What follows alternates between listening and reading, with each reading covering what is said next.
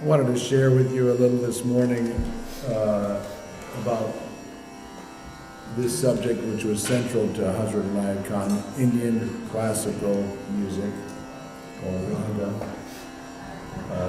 Also to share about, could you ask them to stop chatting in the hall, or go? Yeah, there you go.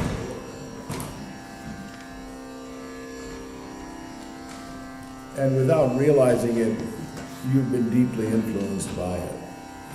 And it's there as an element in our dances. But then also I thought we could go just softly look at Hazrat Inayat Khan's melodic zikr, which is part of our practice, and understand that it's completely part of Indian classical music. Completely.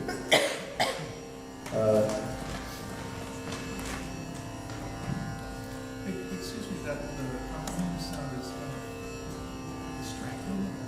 It is? Okay. How about, is that better? There's a background sound. It's a tambura sound. It's a timbre. I'll leave it soft for now until we start really using You it. can keep it going and just turn the mic on. That's what I'm doing, yeah. So, the first thing to recognize is that everything is made out of music. The whole universe and every realm is made out of the big word, music. What we know as musical tone is regular, repeating vibration.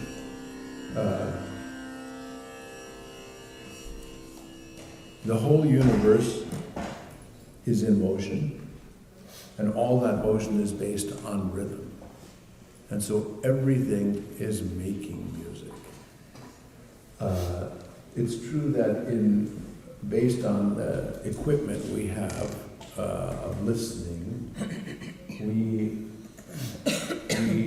divide the musical realm into rhythm and tone. But there's only one distinguishing factor between rhythm, what we call rhythm, and what we call tone, and that's tempo. So, this is rhythm, right? Agreed? Let's say it's 1 cycle per second. Maybe it's a little faster, but whatever. So, 2, 4, 8, right around 19 or 20 cycles per second, our cognizance of what arises changes from interpretation as rhythm to interpretation as tone. You know, the most simple example is you hearing a motorcycle or an engine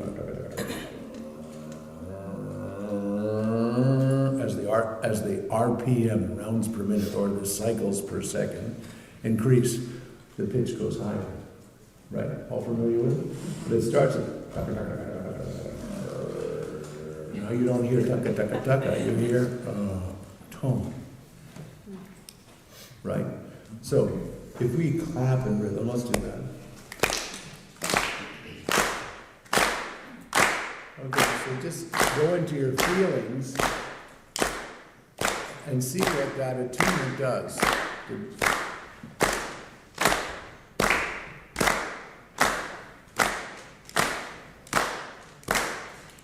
Feel like we're in rhythm.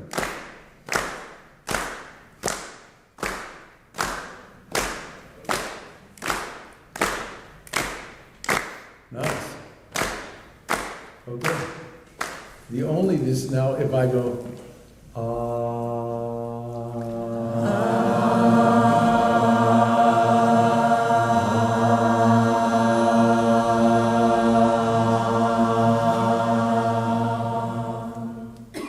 our vocal cords are going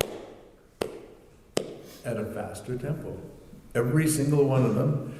Actually, to be more accurate, the general expression in a body, which is we call a man's body and what we call a woman's body,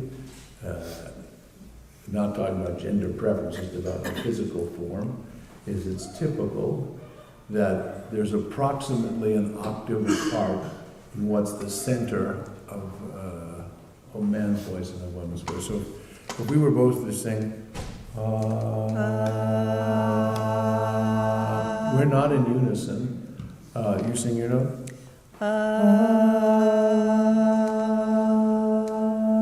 Now we're in unison. Now our vocal cords are going, no, right? I went up an octave. Everybody follow that? We'll do it again. We'll just do what we thought before.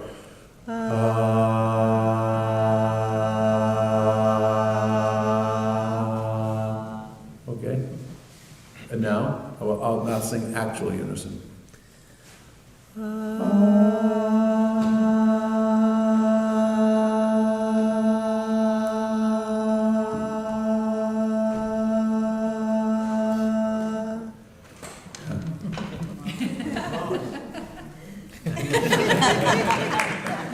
Thank you, yeah. That'll be my concert for today.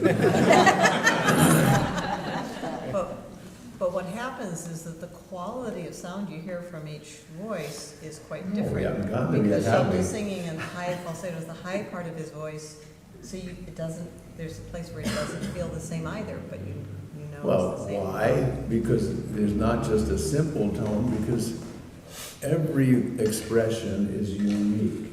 There's no doubt, because as far as I've seen, you don't all look alike. In fact, there's never been anyone who's looked like you. And in fact, even the idea that there's a you that's stationary, that's confused, isn't it? Look, you look different than you did a moment ago. Wait a second. You're changing. The blood's moving. Everything's changed. From the language of Prajnaparamita, what you called you, it's insubstantial. Because it's moving along. But in terms of description of the human voice, there's not just the simple tone, but there's lots of accompanying tones called overtones. Also can be explained and understood. And that's what makes each of our voices different on the same pitch. You know, even if Iman and I sang the same pitch. Okay, let's listen to Iman's. Most of us would know right away, oh, that's Iman. Right? It's like a signature of this beautiful, rich expression of overtones accompanying the note, which is the dominant sound. I'll sing mine, see if you recognize me. Yep, that's Did you. you work it?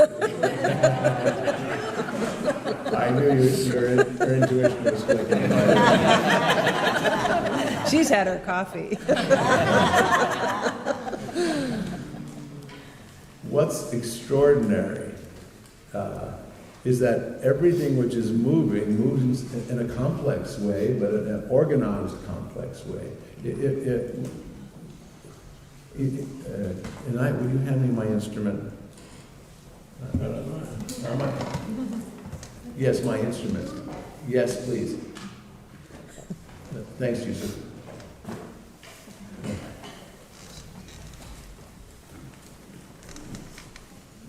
It's easy to hear on a stringed instrument or because it's what you call sonorous. It gives sound, and it's very regular. You know. Sorry. Is that how's that? Let's see.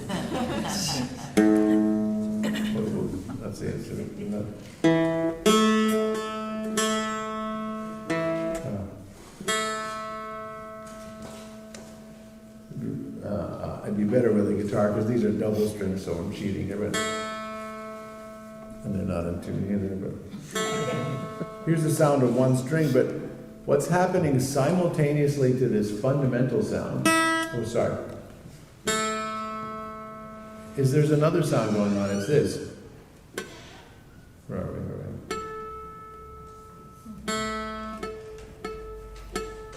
What do we call that in Western music? Octave. It's not a good name. It has nothing to do with being 8 places away. It has to do with twice as fast. Here, then you clap. 1, 1, 1. You clap twice as fast.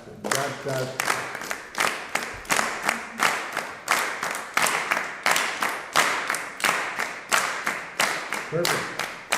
That's exactly the same as sing that note Iman.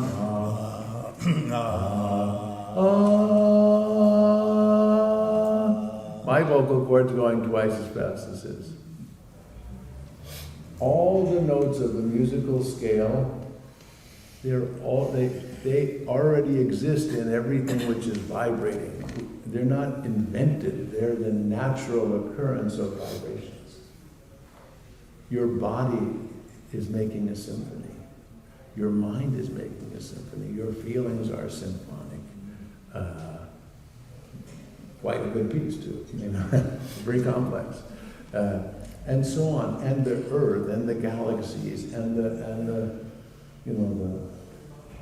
atoms, and so on. Everything is making music, and it's all vibrating uniquely, just like our voices are unique, because it's. And so, by making music, by singing, you get to know yourself, and that's true in recitation as well. Especially recitation that's has a note. Then there's I think that's enough from that point of view. The next thing to see is that all of music is based on listening and attuning to a tonic note. No matter what form of music, it's all based on attunement. And so the musician has to empty themselves in order to be in tune. They've got to be listening.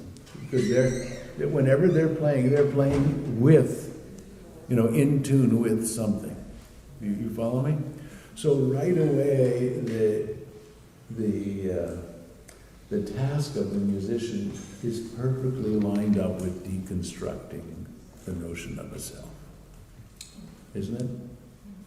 Because you've got to put yourself aside.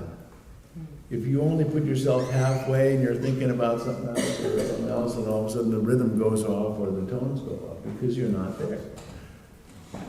The greatest musician has perfect concentration and perfect surrender. Surrender to the guide, which is what they're attuning to. So in Indian classical music, the guidance stream comes from a fixed tonic, and that's most often provided by an instrument called a tambura. We'll have some here today. This is the cheap modern version, which is easier to carry. Travel version, yes. It's spectacular. So, but it's different than live, but it's spectacular. And we could use any pitch as the fixed pitch. That part's not important, But once you fix that pitch, all the notes take birth. Second, third, fourth, fifth, sixth, seventh, those notes don't exist on their own. They're attributes of the one. When Hazrat Inayat Khan writes in volume 5, he talks about the Sufi terms Zat and Sifat. I don't know how many of you have seen the text. It's a very short little text. The word Zat refers to the all-pervading reality. It's like the dot, like that. This. Like when it says, Ya Dal Jalali Wali from same root. Zat. They say Zat in India because they use a Z. In Arabic they don't. So Zat refers to the all-pervading essence, to God, which depends upon nothing. It exists.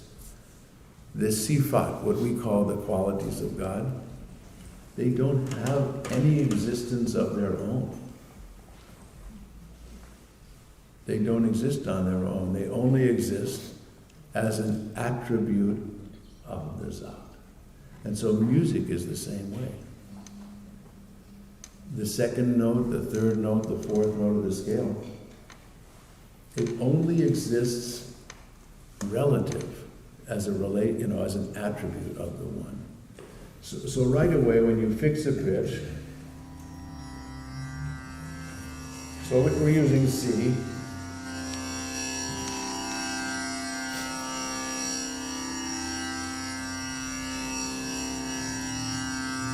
And we sing with that.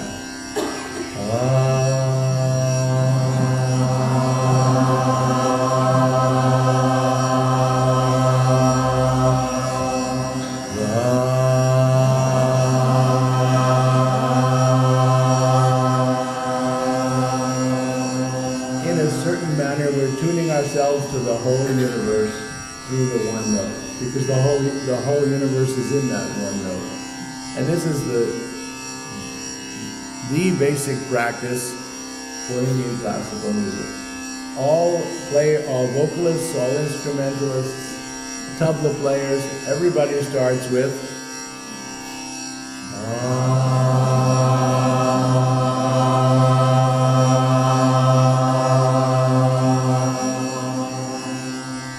So we all know the major scale. 1, 2, 3, 4. But two doesn't exist. I really want you to catch that. There is no two except as an attribute of it's relational. It only takes birth when there's a time, expressed or not expressed. But so that's how the scale is. And so through the notes we get to know the one.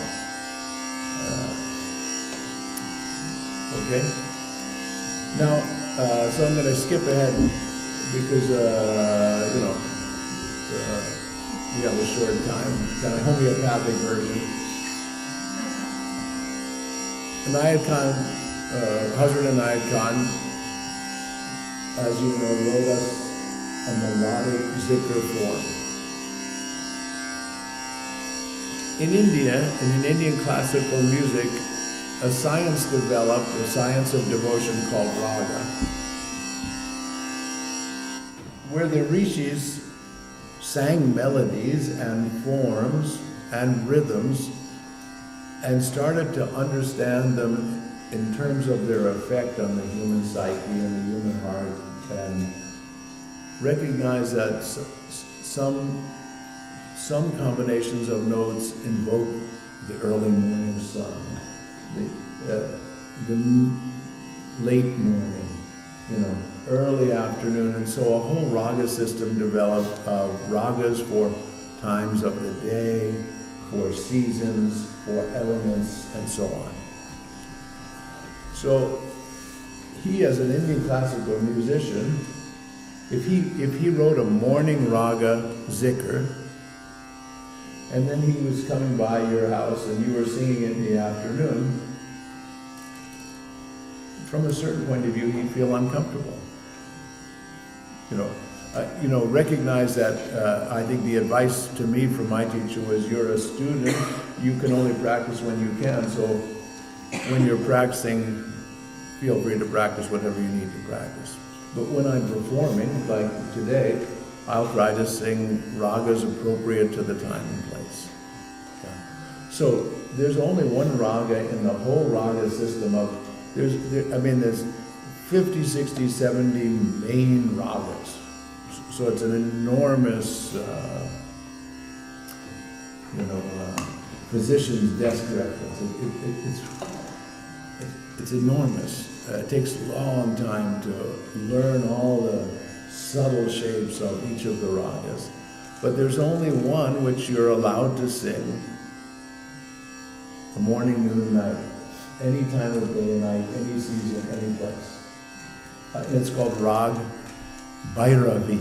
Rag Bhairavi. Let me set it up for that. Give me a second.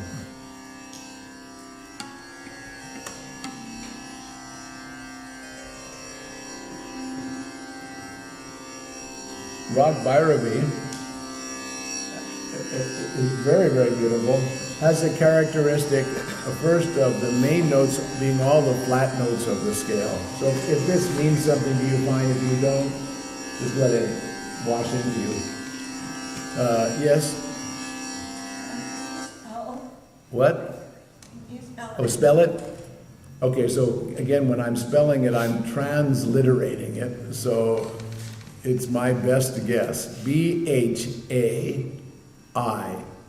Bhairavi. Bhairavi. Bhairavi. Bhairavi. Okay? It has the sa re sa re ga re ma ga re sa. It's an immediate mood.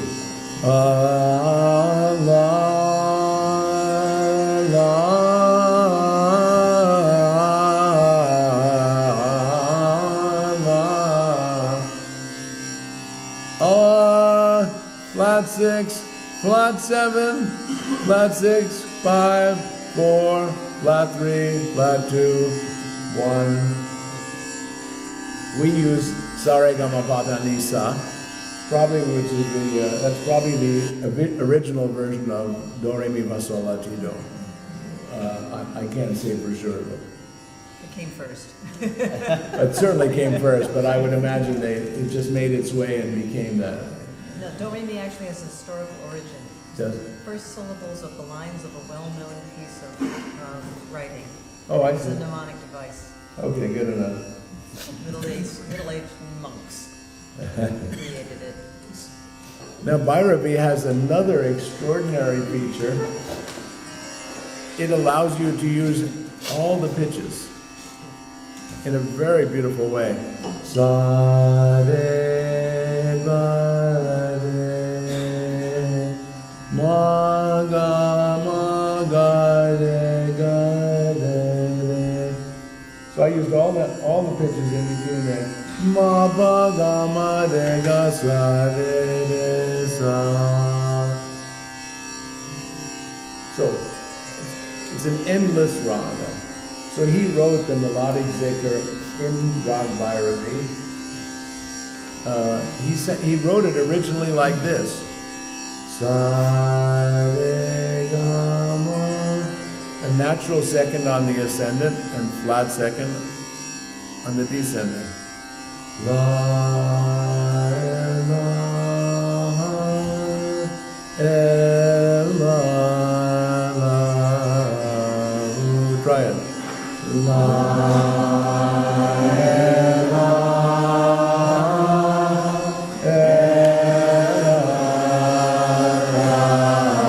la again. La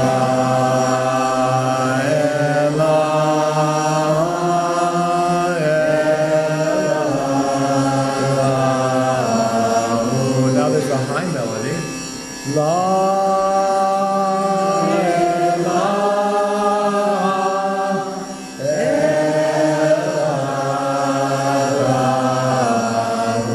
and then the low melody.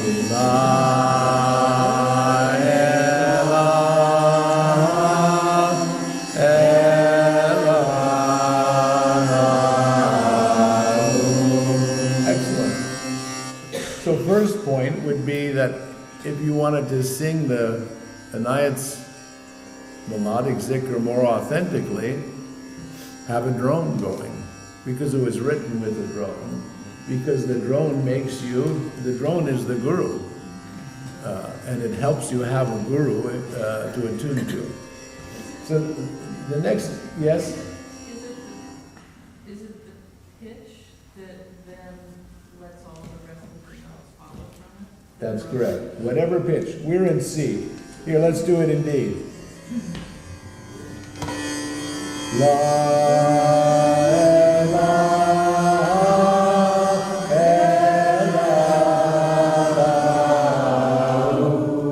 Let's do it in A.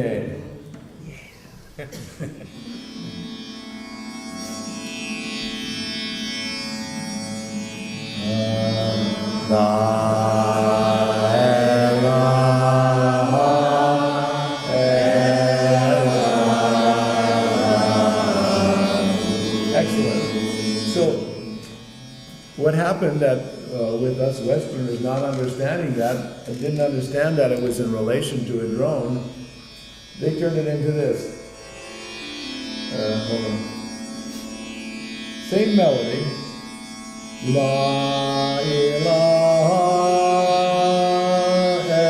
illallah. They changed the time signature to a waltz and made it a major scale.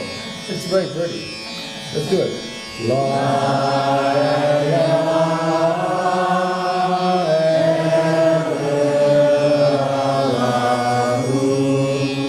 Beautiful, but it's not exactly what he wrote.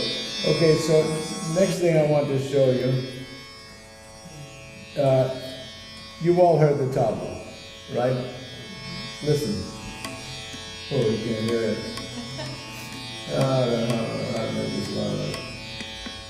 Let's see. We have to put the right melody back in our heads too. We will. La. That's it. Let's go to a different thing.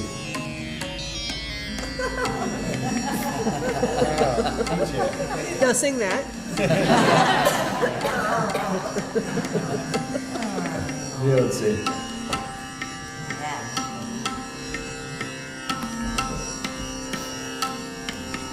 This is 16 beats. All of our dances except the waltzes are in this rhythmic cycle. All our rock and roll songs, most compositions, and most forms of music in the world are in this cycle. 1, 2, 3, 4, 5, 6, 7, 8. On the third cycle, the left-hand drum doesn't play. Listen. Well, here, watch the numbers. You hear it, how it sounds different in the third cycle?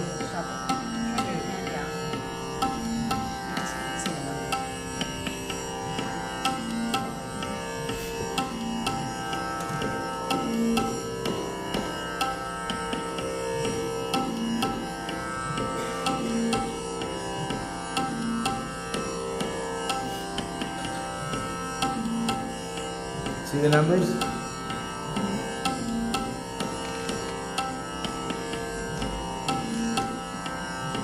Nice? Okay. 1 second, I can't hear you, just wait.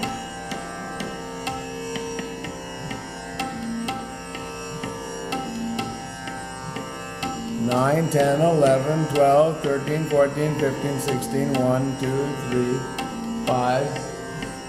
Okay, good. Look, we're doing well so far. What was the question? I'm sorry. What was the question? There's a glitch in the numbers, so they don't move regularly. So like 1, 2, 3, 4, 5. I don't think so. That's very, no, I don't believe that's the case. But in any case, forget this. Exactly, I understand that. So, here, this is how it's counted in Indian classical music. So I'm giving you a little lesson on, it's called teen ta, the 16-beat rhythm. You clap on 1, your ring finger comes down on 2, your middle finger on 3, and your pointer finger on 4. Clear? Here we go. 1, 2, 3, 4. Everybody got that? Let's do it again. 1, 2, 3, 4. That's excellent. Okay. 5, 6, 7, 8 is the same thing. 6, 7, 8. Now 9, remember 9, the left-hand drum closes up. It's like a different section. And so that you wave your hand in the air. 9, 10, 11, 12. So 10, 11, 12, right? Put your thumb and your ring finger together, your middle finger and your ring, right? Right, so you get something positive to hit, So 1, 2, 3, 4, 5, 6, 7, 8, 9, 10, 11, 12, 13, 14, 15, 16. 1, 2, excellent. 3, 4, 5, 6, 7, 8, 9, 10, 11, 12, 13, 14, 15, 16.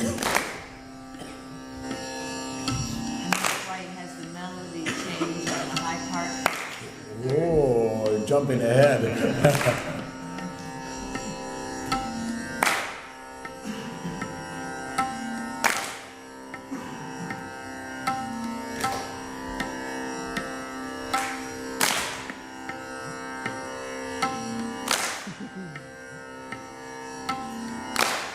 Oh, you're doing great. Feel it.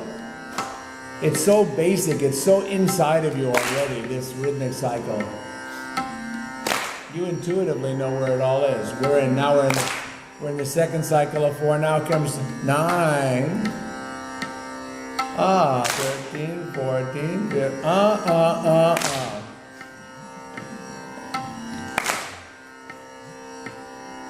Nice.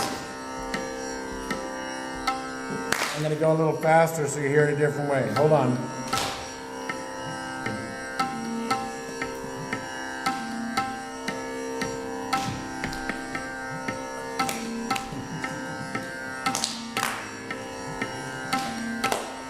Do it by ear, don't worry about the screen. And 1, and 5. You don't have to do the fingers.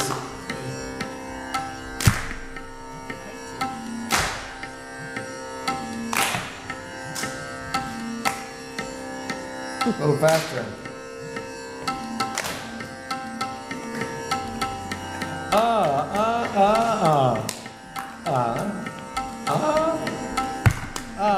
One, 2, 3, 4, 5, 6, 7, 8, 9, 10, 11, 12.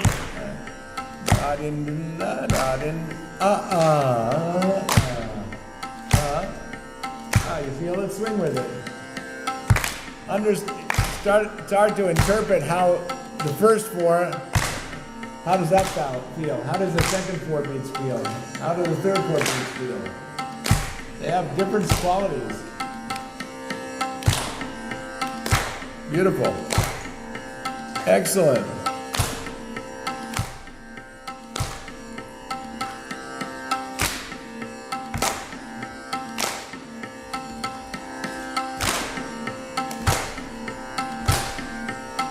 Okay, excellent. Excellent. So, a few, just to share my feelings about how the rhythmic cycle works. Because it's so foundational and so powerful. And again, like I say, Yashapur, that was in 4/4. All the dances we did were in Teen Tom, except Ruach, which was in waltz, whatever we did in waltz time. Huh? And the African piece, Zimbabwe. Zimbabwe was dun, dun, dun, dun. It's in 6/8, yeah. So that, yeah, or 12/8, whatever you want. Okay, here's how I feel. The first 4 beats, it's the exposition. It's Jalal. 1, 2, 3, 4. The second 5 beats, it's like a repeat, or it's Jamal. It's the response. It's like, okay, we've said it, what we want to say, and we're still here to say it again. Right, something like that. So 1, 2, 3, 4, 5, 6, 7. You feel it, Jalal, Jamal. 1, 2, 3, 4, 5, 6, 7. Now the third cycle of 4 plays a really important function because you need to find a way to get back home. 1 being the home. And so it's like the turn. 9, 10, 11, 12, the last 4 beats, it's, you know, it's how we yearn for the beloved, how we yearn to get back home. The simplest example in the physical plane is when you're riding a horse. Shamshu, we'll have to ask him, there he is, yeah. So you're riding a horse, it's doing fine, but the minute the horse knows the stable is near, it's very difficult to turn it back. You can't go, wait, I left my wallet back there. You know, it's like, so it's that going back home, 13, 14, 15, 16, 1, 2, 3, 4, 6, 7, 8, turning back home, and 13, 4, 1, come on, 2, 3, 4, 5, 6, 7, 8, 9, oh, here we go, oh, you feel how spectacular it is to get home? 9, 10, 11, here we go, 13, 14, 15, and 1. Good. Okay, so that's how 16 beats exists in our world, how this rhythmic cycle manifests itself. I know there's a lot of different ways to express it. There's 4 times, there's 8 beat cycles, but they all basically have this La ilaha illallah, la ilaha illallah. Da da da da da da da da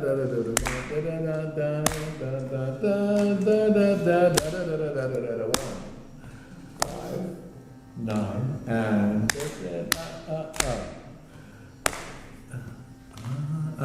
here we go. 1. Good. So, go ahead, Zarifa. Oh, it's good to ask, in the raga system, do they use waltz time ever? Oh, sure. Dadra, yeah. There's many. There's 12 beat cycles. I'm going to sing in 12 today too, But underneath it is. no. They have definitely a 1, 2. You have swing time. Okay. You know. Apune, apune garaja pakaralini baya mori. Apune garaja pakaralini. That's what you sing. That's as waltz as you get, right? And it's interesting because it's written in a 12 beat that goes apune garaja pakaralini. 1, 2, 3, 4, 5, 6, 7. So it's, yeah, you know, it's the 3 against 2. Apune garaja pakaralini, apune garaja pakaralini baya. Very romantic raga. Yeah. Okay, so Anayat Zikr. Now you can understand why it has low, low, high, low. It's written in a very slow tinta, right? So it goes.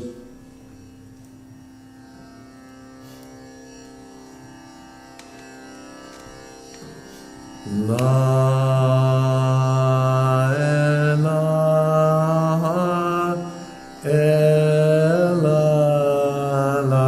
Come on, clap with me and sing with me. Here's 5 and 6 and 7 and 8. And here comes 9. La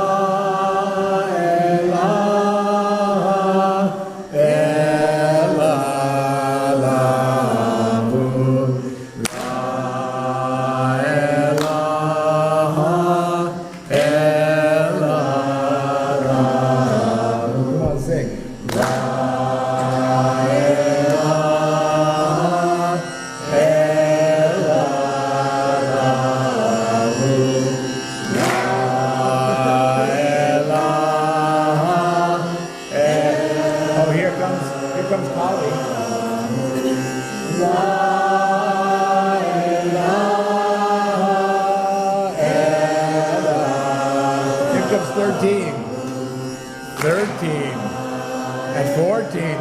Oh, here we come. 15. Oh, 1.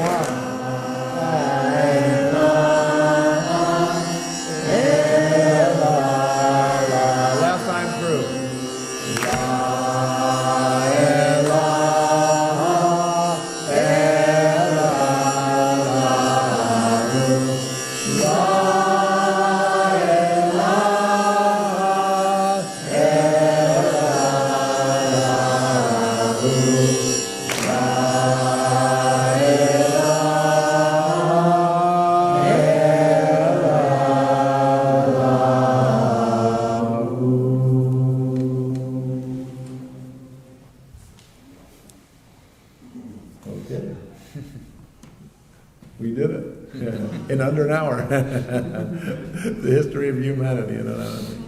Yes, dear. So, are you saying in America, I mean, I'm a little slow, we have the 4/4 beat, we just keep going 4/4 all the time. But in that music, how did that happen that they left the third part open? No, No. I'm not saying, I think that wouldn't be that'd be a limited understanding of what I'm trying to express. Yeah, okay. Okay, so the dances of universal peace weren't written in Indian classical music style because people didn't know it, but musical expression, song expression, if you look at it carefully, almost all the time uses the form of what in Indian classical music is called teen-tal, these 16 beats. It may not show you that the third set of 4 beats it's called Kali, means empty. Not that the goddess is a different KH, it's a different way to express it, but it signifies something that's empty, and the left-hand drum closes down in the Indian classical form, but la, la, well, let's la, la,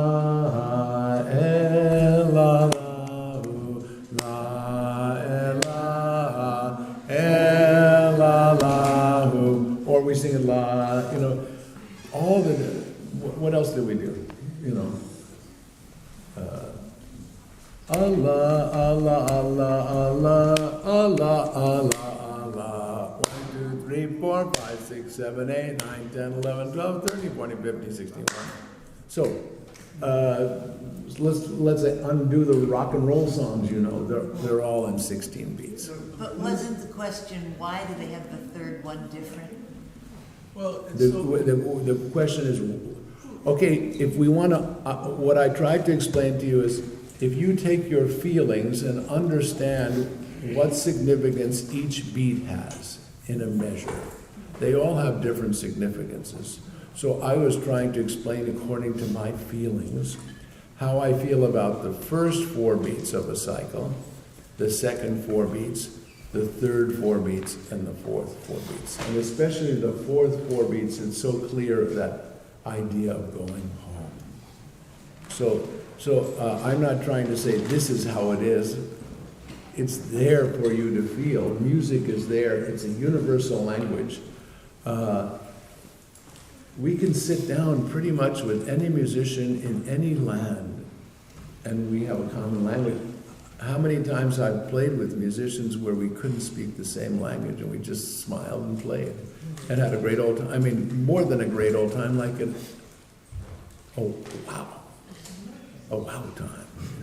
But I don't want to take too much time, so unless there's a pressing question, because I want to have us go on to our next. so I just wanted to say, like, if you're looking for parallels in popular music or in American music, the blues is perfect because they set them up 16 bars. The first 2 set up a situation or conflict, and then you have we kind of call and response, and it resolves and then it comes back to home. Exactly the same.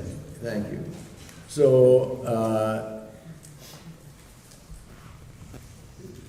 don't feel that you're supposed to understand this through 25 minutes of chatting. You know, give your life to it, and then we'll meet again and we'll say, wow, I'm still trying to understand this subject. You know, that's what music is so reliable. My music guru would say, I never met the person who could put the notes in their pocket. You know, they'll always swallow you. No musician has reached mastery, you know, whatever that might be, because it's always there to take you to your edge. So you always feel like, you know, at the edge. So what's good about that is you learn to be able to struggle without and feeling having a good time. I'm having a good time struggling. Because it's a struggle. You're right at the edge. I'd like to be able to do this, but I don't have that capacity yet. Okay, thank you so much. So, I mean, I'd love to be able to explain more so you could really enter into the concert in a refreshing way that might be a little bit more refreshing than just enjoying it, which is, for most people, it's just, even in India, even though it's more familiar to their ears, but all these components are there. Composition line, like you were talking about, improvising on the composition line, respecting the raga, respecting the rhythmic cycle, it's all good, you know. It's beautiful play. Yeah. So thank you, Arifa. Should we get up and dance a little bit? Did you want to? What else do you want to do? I mean, we got 35 minutes. Do you want to have any reflection? Oh, my God. Yeah. Thank you. Thank you. So before we get up and do some dances to close our time together, we wanted to just take a few moments of reflection on the weekend, the gathering of the tribe, as it were, and think about maybe one or two things that we have stoked within our own hearts that we're taking away with us from this weekend. So we'll do a few moments of just breathing in through the third eye center, breathing in through the third eye center, and then breathing out through the heart, engaging the mind to make sense of the experience of the heart so that we can, in a sense, distill the experiences that we've shared together and take them with us in some form of language that's easier for us to carry with us. We can't maybe put notes in our pocket, but we can put words in our pocket. So what are the words that you can distill from the experience that you can put into your pocket and bring home with you? So we'll breathe in through the third eye and breathe out through the heart.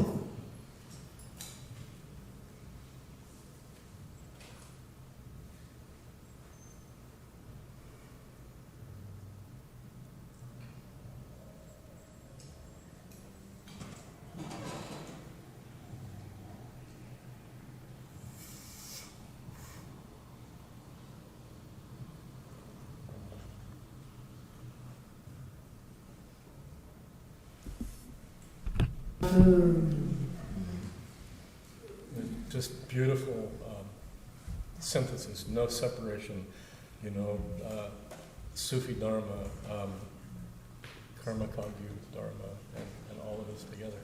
Yeah. It's beautiful. Letting go and feeling a smoothness. Yeah.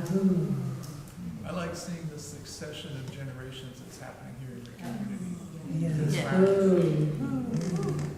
Good food. Yeah. Cultivating renewal. Yeah. Dancing under the stars. Using our sacred ritual to connect to social justice. Yeah. I've been meditating on how my external relationship with the beloveds around me is reflected in my internal relationships with my own divine masculine and feminine. And if it's not going so well out there, I think, maybe these hearts need to relate better. Yeah. Making friends with the stillness and quiet. Yeah. Ultimately, there is no I, only we. In truth, no we, only one. Yeah. Thank you. Yeah. Taking the concept of love warrior out to heal some stuff in my family. Yahoo. Amin. Thank you so much for all being part of this gathering and creating it. I've asked Shabda to talk for a minute about the Ruhaniat. And I also want to remind you that we have a Dana basket for our teacher, our peer who is visiting. And there's a small folded envelope here for specific donations to the Darka. So please give generously. I'll pass this around while he's talking.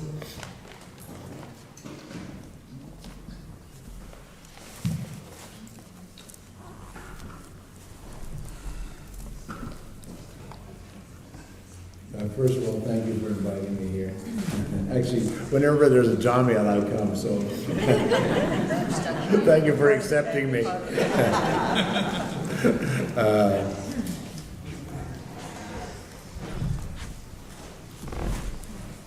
I know, speaking for Merchant Samuel Lewis, what I feel, he had a very tough time with the organizations that called themselves Sufi, and he was very, kind of unsure about why would I organize.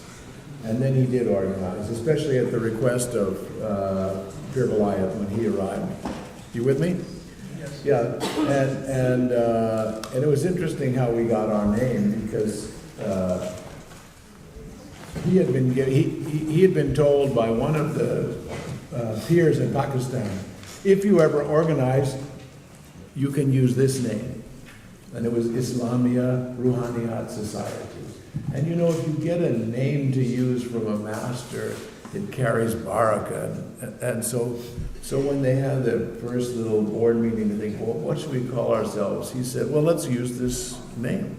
As example, my music guru in 1979 said, okay, I authorize you to teach this music, and you can use the name Chisti Sabri School of Music. Cool. Okay, I'm using that name. There's a lot of power in that. And so Sam said, let's use the name Islamia Ruhaniat Society. And all the Marines were there going, we don't like that name. We want to use the name Sufi. Sam says, Sufi, I don't know. A lot of things have happened in the name of Sufi.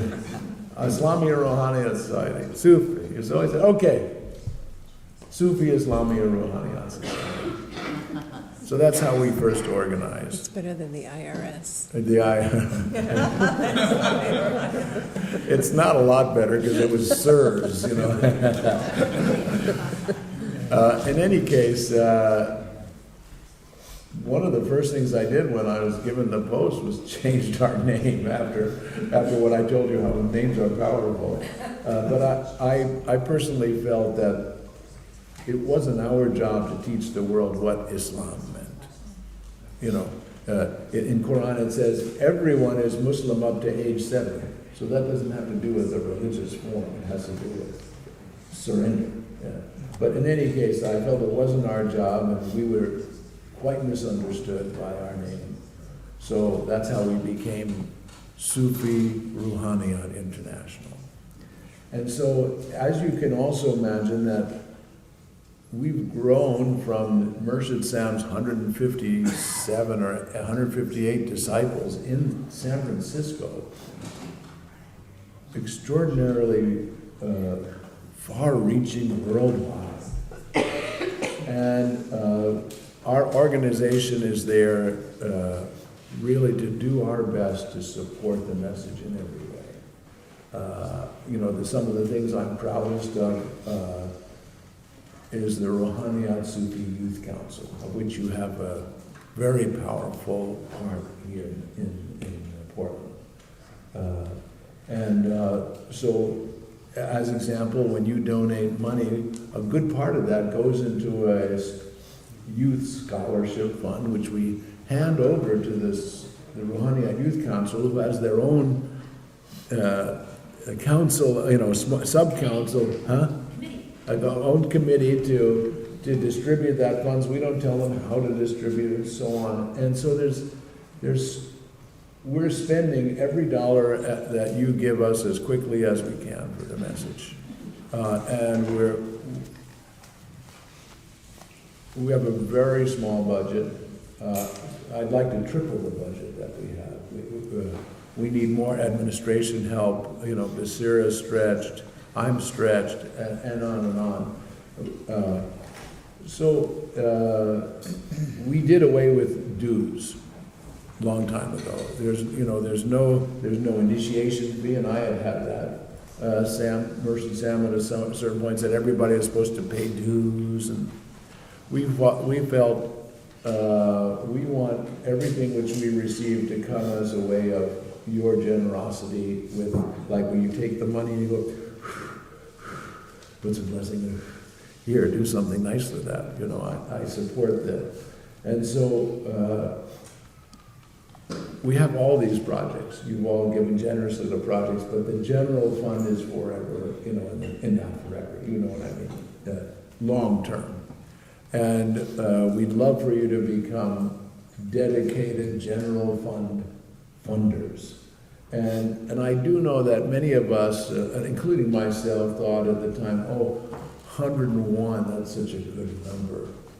You know, now $101 used to mean something. So, 1,001, there you go. Well, I know each of us has a different economy, and so you have to know the economy of your own scale, you know, the scale of your own economy. So anyway, I'd like to invite you to genuinely take the responsibility of funding the organism or organization which supports the message in the name of Sufi Ruhaniat International. And then last about that, which I think is really a great opportunity for us, is if I look around the room, including looking at myself, it's a slightly, there's quite a few of us that are aging. Don't talk about it. It's clear that anybody who's aging will age out. You know, that nobody gets out of here alive. And many of us have, you know, moderate, if you want to call them estates. You know, we own a house, we have some savings, we have children, and we have other things we'd like where that would go. But so my invitation to all of you who this is an invitation for is to, you know, say, okay, I'm going to leave 5% of my estate to the Ruhaniat. Now, or 10, you know, Tamam and I had decided on that, and then, you know, after my son passed away, you know, 6 years ago, so now we decided to leave 20%. So we've got 80% for something else, but, you know, for the rest of our family, but that'll add something into the kitty. And when I took this post, we were much more modest organization. I can say clearly we did not take care of my predecessor, Pierre Moynihan. His wife did. You know, she supported him, we did not. And not good karmically, but in any case, I'd like to have it be that when my successor, I mean the next person who takes the post, that they actually have a living salary where they don't have to be entrepreneurial, and that there's a savings to do great things with. The last little caveat is, we have a great board of trustees. Bryn's on the board. Who else is here that's on the board? Anyone else? No. But you know many of the board members. Some of the best board members, they've all said, yes, we are going to do it. We're definitely going to do it. And then I go around and like, how many of you have changed your will? No, I haven't done it yet. No, I haven't done it yet. Oh, no, I haven't. You did. Okay, now Juan Yen, she's our example. I've changed my will. Yeah, Jelani changed her will. So that's really great. Look, if just the three of us, that's going to make an enormous difference. But if 15 or 20 of us, you know, actually go and change our will, woo, that'll be nice. We'll have more money to spend. You know, I'd like to put 4 times the amount, 5 times the amount into the Youth Scholarship Fund. We support the Hope Project. It's a spectacular, it's unbelievable what they're doing. I mean, I can just spend an hour to tell you about the great work they're doing. Marine's Fund. Marines, well, you know, that there's so many, many things. Naturally, we're going to move into an area where the teachings are going to happen more online and live streaming and tech committee and web rebuild and it's just on. You know, you want to know more, that's easy. But thank you for listening to my plea for your loving and generous participation in this lineage stream. Just wanted to say, when I was working, I was a person who did fundraising for what they call the Combined Federal Campaign, and I would just like to suggest